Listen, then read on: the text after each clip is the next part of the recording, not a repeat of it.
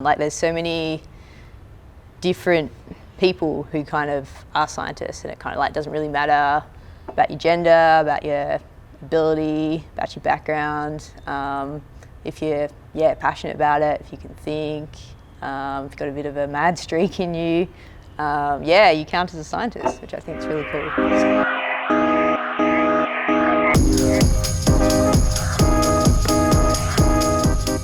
G'day, welcome to another episode of Mug of Science. It's part of Pint of Science, the online events in 2021. I'm here at the Hackett Cafe at UWA in Perth, and I am delighted to have with me Sabrina Davies, who is a PhD candidate or a student at UWA. She is working on looking at how plants respond to or recover from bushfire effects. Mm-hmm. We're going to get into that very shortly. But first, thank you for joining us. No worries. For part of Mug of Science. The first question we have to ask every one of our participants is, what's in your mug? What's in my mug? I'm a big hot chocolate fan, so hot chocolate for me today. Hot chocolate, fantastic. Let's find out a little about Sabrina the human. Mm-hmm. What is it outside of your academic study and research that keeps your mind sane? What do you like? What do you do? So I'm trying to pick up electric guitar at the moment. It's so cool to have like a hobby that's very different to science, like using the other side of your brain. Pretty novice still, but yeah, it's a lot of fun. It's really cool. Do you play in a band? No, still super beginner's level, so I'm not good enough yet. There's beginner bands out there as well. That's true. It's so much fun to play in a band. Yeah. I'm a bass player, or at least I used to be. That's awesome. Yeah. Is that something that's been always a passion, that you've always wanted to get into playing music? Or? I did a bit of keyboard when I was little, and then it was a post-breakup crazy Sabrina moment. I was like, I'm going to buy myself an electric guitar, and then just started learning it 2 years ago, I think. Right. Yeah. Very, very cool. Were you always interested in going down this research type path when you were a kid, or was there something else that kind of like triggered you to go down? I guess I always kind of really enjoyed science. Well, you do the thing as a kid where you like watch a movie or you like see something, you're like, I totally want to be that. Like you watch Ratatouille and you're like, I want to be a chef, or you watch something else. Did you want to be a chef? I did at one point, yeah. You still chef, do though, come on, detective, food is awesome. But yeah, science, where did I get from? I guess I had some really cool teachers, which were very inspiring. Primary, secondary, both? Both, yeah. Parents really, exposed me to a lot of really cool stuff. And there was always like people looking to give you opportunities and show you cool things. So yeah, cool. It came from there. So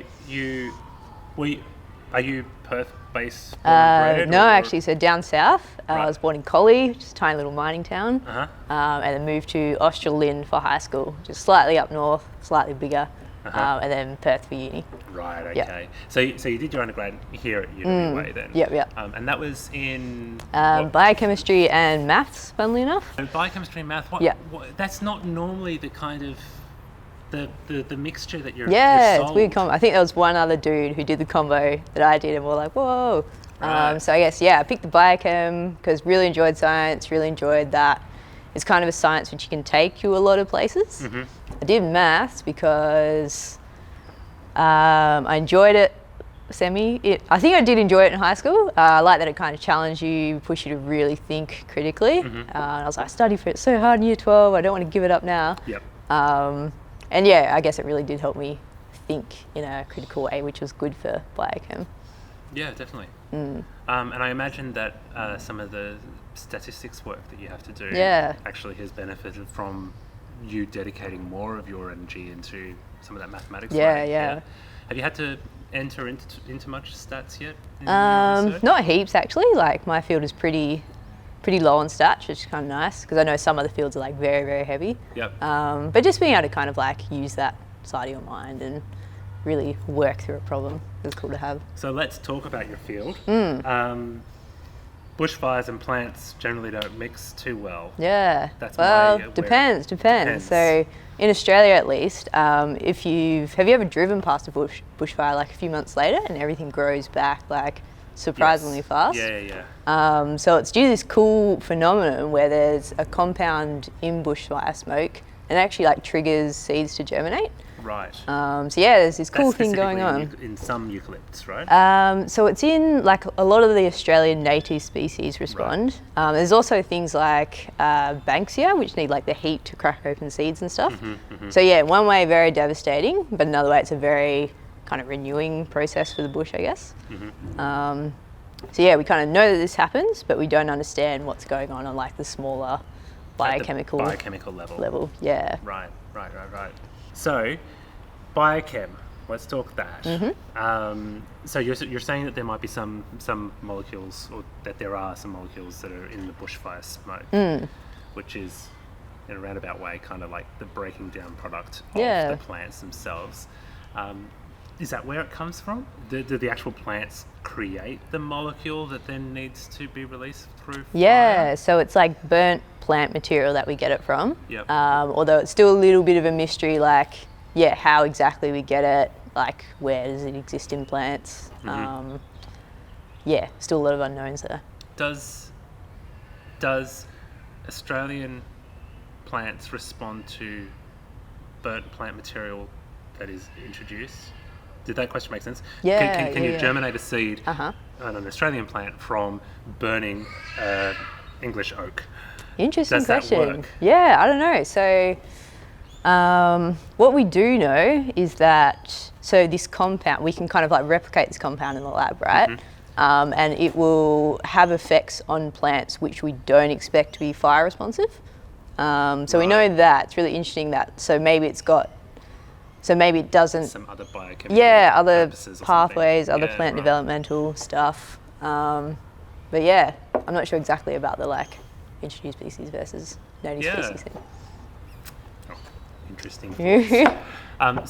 So what is the molecule? Is it a complex thing? Is it small, simple? So it's pretty small, I guess, in chemical. I don't know. So it's called Karakin, right? Karakin. And that's after the Noongar word for karak, which means smoke.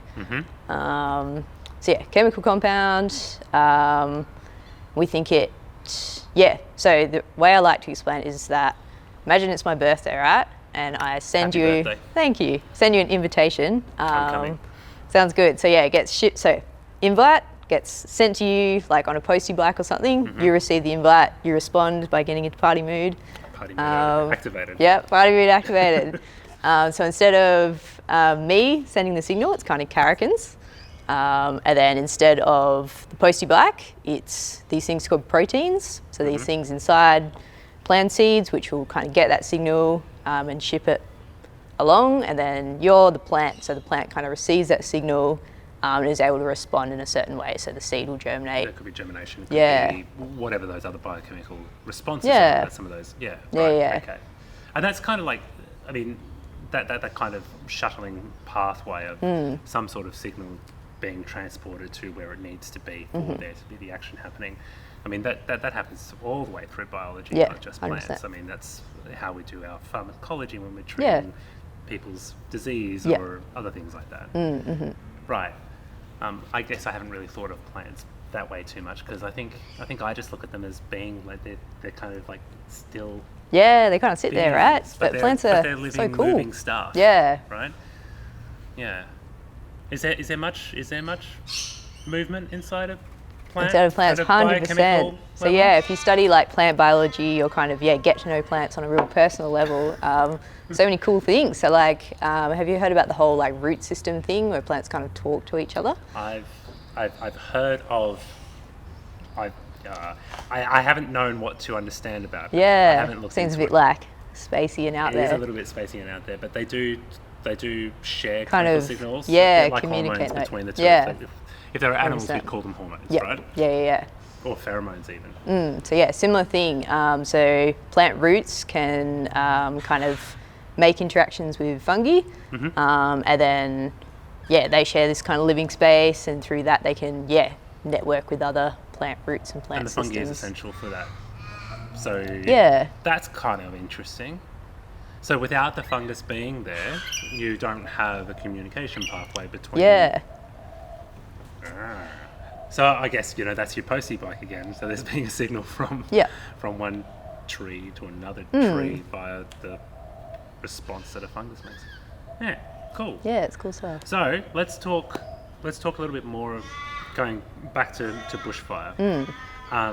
Your specific biochemical research at the moment is, are you studying the postie? Are you studying the plant? Are you studying the molecule? Yeah, so we're studying the postie, so the thing in the middle. Yeah. So these things called proteins. Our lab's a X-ray crystallography lab. Right, okay. So it's where we want to figure out the shape of the proteins. So X-ray crystallography.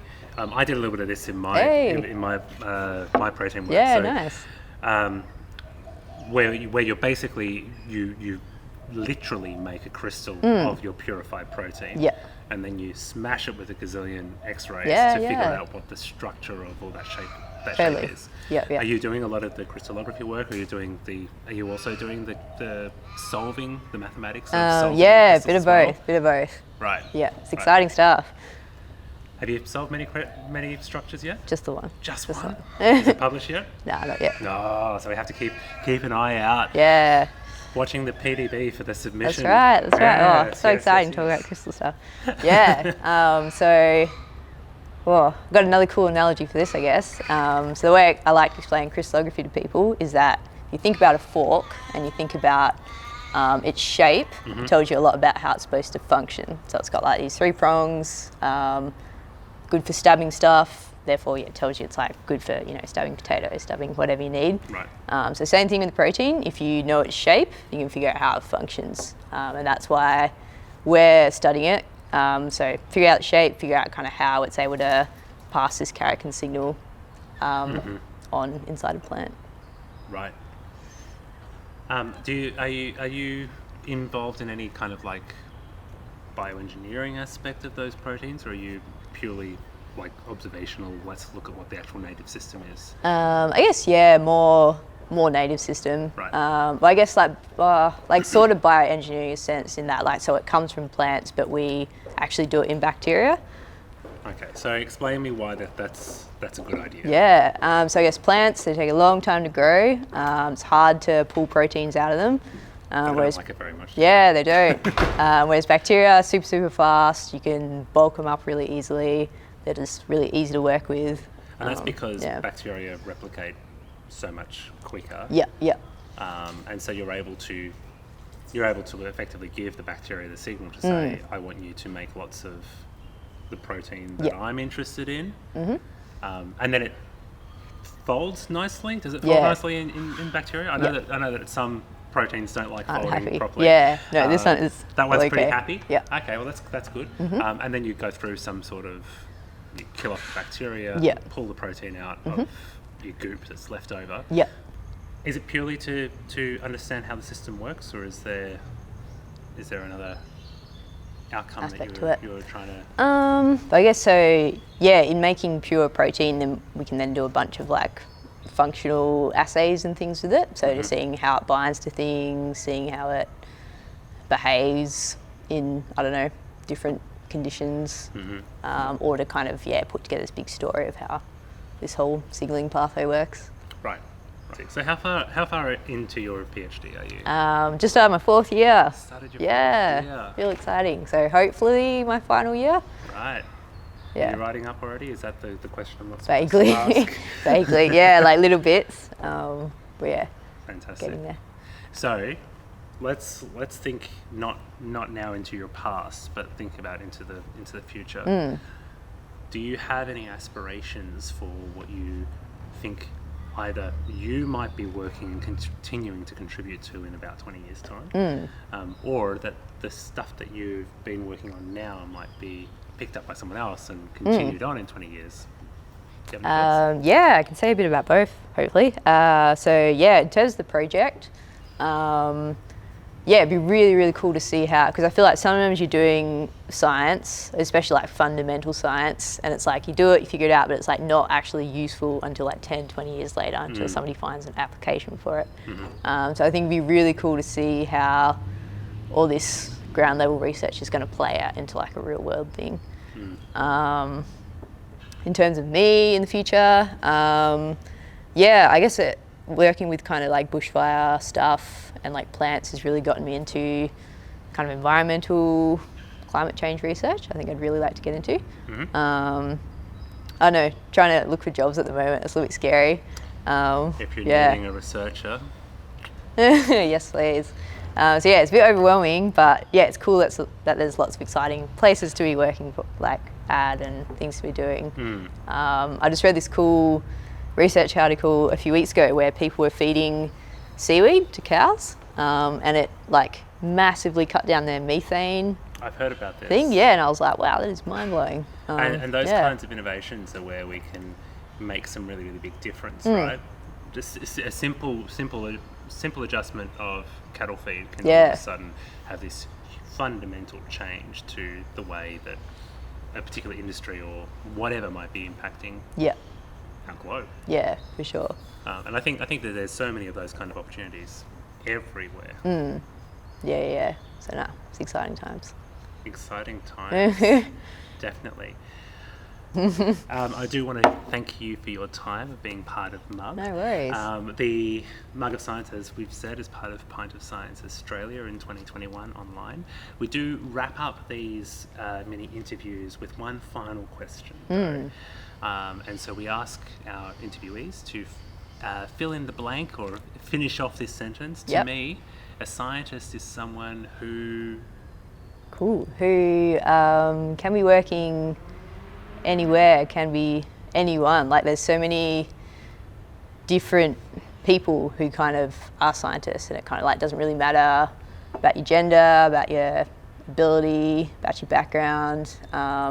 If you're passionate about it, if you can think, if you've got a bit of a mad streak in you, you count as a scientist, which I think is really cool. So many different definitions of a scientist. Fantastic. Scientists can be anyone. Yeah. All right. Well, thank you again for your time. No worries. And thank you for tuning in to Mug of Science. We'll see you at other Pint of Science events all through the weeks in May while the Pint of Science 2021 festival is happening. Thanks for your time. I'm Tom Carruthers. This is Mug of Science.